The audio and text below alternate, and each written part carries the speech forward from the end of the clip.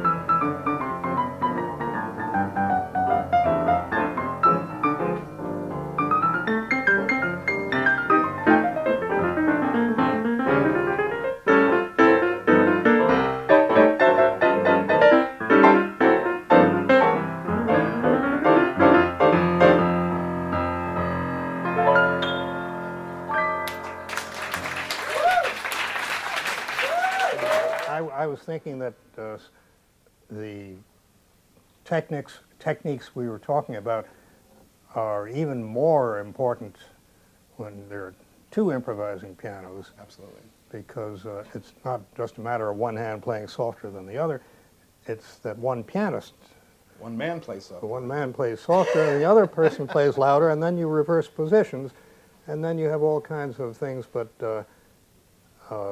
staying out of each other's way, deliberately getting in each other's way, which makes a nice contrapuntal effect, and all kinds of things like that. But mainly the idea is that if Dave has a solo, I'm playing at this level. If I have a solo, I'm playing at that level. That's basically what Right. it is. You're trying to get an overall aural landscape and keep everything in place. Yeah. For me, this is great fun because it's like walking alone in the desert and then meeting somebody and you speak Swahili only. And that person also happens to speak Swahili. Well, Dave and I haven't played before. Right.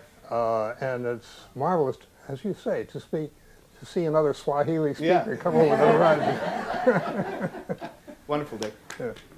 Was there a particular pianist that you found a major inspiration in your development? Yeah. Well, when I was a kid, Teddy Wilson was the guy, because that was Benny Goodman time, and Teddy Wilson invented that kind of playing. And I found myself later on. I won a contest, and the prize was 12 lessons with Teddy. Wow. So that was definitely an influence. But all the while, the unattainable goal for every pianist of my generation was to play like Art Tatum. But you can't do that. Yeah. I found that out, and you take what you can, and you just marvel at the rest of it. Did you know him? I had to play opposite him for a while. I was in the dance band and he was the soloist, so that was a great enlightenment. Yeah. But other pianists more recently that really I like a great deal are Dave McKenna for solo piano, Errol Garner, George Shearing, especially Bill Evans, and all kinds of people. I listen to everybody. Now I listen to Dave. And I listen right back. Okay. Any other questions? Please. Of all the gigs that you've done in clubs, concert halls, television, movies, I was just getting you talk about playing with, Art Tatum. Yeah. I was wondering, is there any one memory you have of something that stood out where you actually felt, oh my God, I feel nervous. You've always, in my humble opinion, been such a wonderfully artistic and proficient player. I was just wondering, are you human? Do you get that fear of, oh my God, there's some great, or this is a really important gig. There's someone great here or an important gig. Anything that stands out that you can recall? I felt that last night, by the way. The question was is Dick human? So we have a medical team outside and we'll check for signs of life. But the question was there any particular performance where you felt nervous beforehand because of the stature of the people you were going to play with? No, well, you might say in a state of heightened anticipation. I love it. Not exactly nervous. I found thank goodness I found long ago that the solution to nervousness is practicing enough. All right. And you do that. And, Everybody heard that. And I mean, when I'm in New York now, which is a lot less than it used to be, I don't have a place to stay. Well, I stay at a hotel, one or another. But I would rent a studio, which Really? I did That's just yesterday, I think. Put in an hour of playing of different kinds. Beautiful.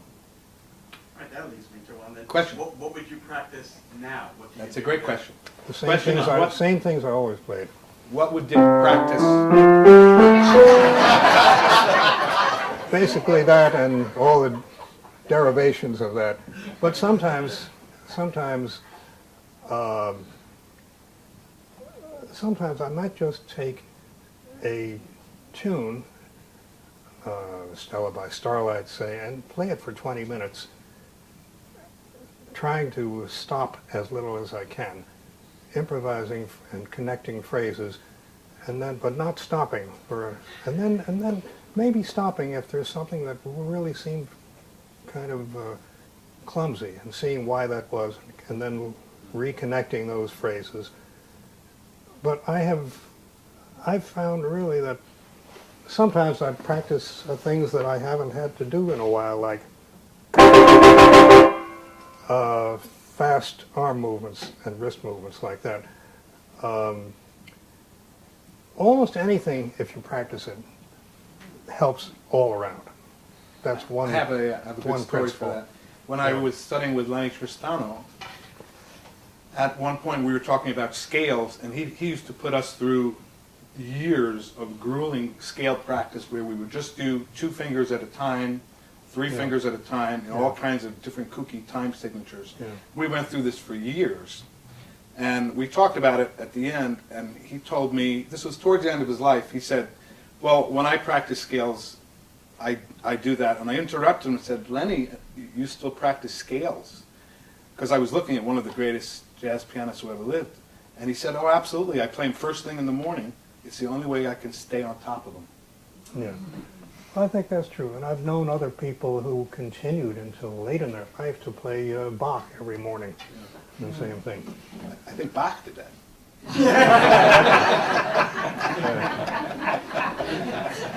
Al asked a great question, which is when you're putting together a song, or if you're learning to play it or about to perform it, do the lyrics of the song have any inherent meaning towards what you're going to play?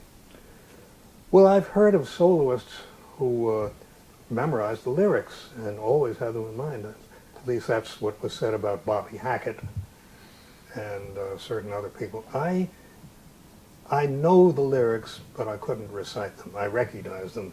I know just one of those things, gossamer wings and all that. Perhaps a little less in my case than some people would be my answer. Good question. Good question. Please. Are there significant differences now in the way that jazz is taught to jazz performers than it has in the throughout the history of the art form? Can I just repeat that? Yeah. It was a good question also, Brian. Thank you. The question is there a difference that Dick senses now in the way jazz is taught compared to how it used to be taught when you were first starting? It wasn't taught. Right. So the answer is yes. And no, seriously, it wasn't taught when I was growing up. It was the last thing you would be liable to find in any school or college. It was the music of the streets, really, and of a few enlightened souls who were collecting records and listening to people. It wasn't an academic subject until, I think, sometime in the 50s, I guess would be the earliest, late 50s at that. Things like Lenny was one of the first guys Yeah, to well, kind of yes, codify well, a system. That's right. And Berkeley Lenny came along was at a that great time. exception to that. But most other people just picked up on their Yeah. on their colleagues playing, or made friends with people who had insights that they didn't have. But it's an interesting point. I know that there are different ways of teaching jazz, and one of them is by the chord, and another is by the scale, like which is very good for a lot of more recent music, but a little less good for the standard songs. I mean, it's okay if you're going.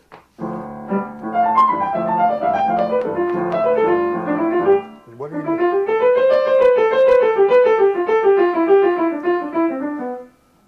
Something in that mode will work on those long Coltrane-esque kinds of tunes, but it's not quite the thing to do with say, Lover, which is very, very different. If you don't mind, Dave, I'm going to steal a number that we thought we'd do together. Go for it. It keeps coming to me. All the Things You Are.